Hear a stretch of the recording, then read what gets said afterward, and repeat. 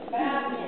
Jaké známe dva druhy sedů? Pavlo, předvedeme odlehčený set. Tato skupina zkušenějších jezdců v odlehčeném sedu má výbornou rovnováhu. A první set, jaké znáte? Chody koně, Dádo. Děti, mluvte hezky nahlas, krásně to umíte, Dádo.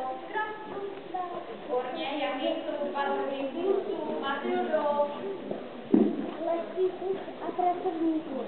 Správně. Který klus se učíme my společně? Kterým klusem jsme začali, Maruško?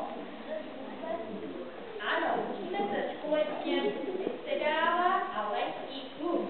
Pepa zatím trošku pomocí. Pepa má moc hezce, je uklidný, ale nedaří se nám udržet rukama otěže. Tak zatím musíme být trpěliví a chyba je trošku pomoci.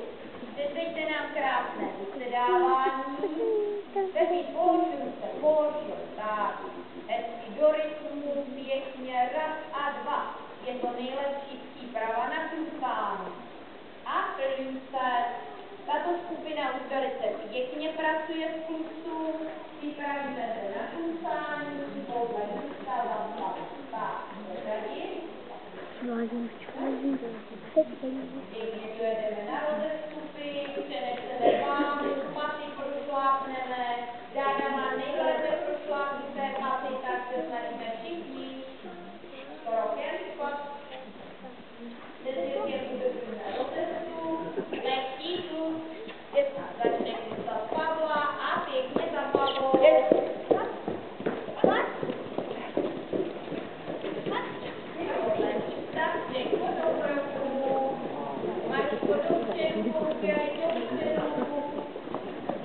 Výborně, nebojte se ničeho, hezky vysedávat.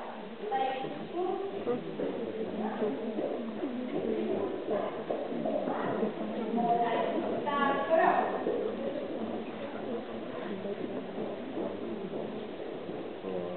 Hezky, do středu kouká, lehký kluk.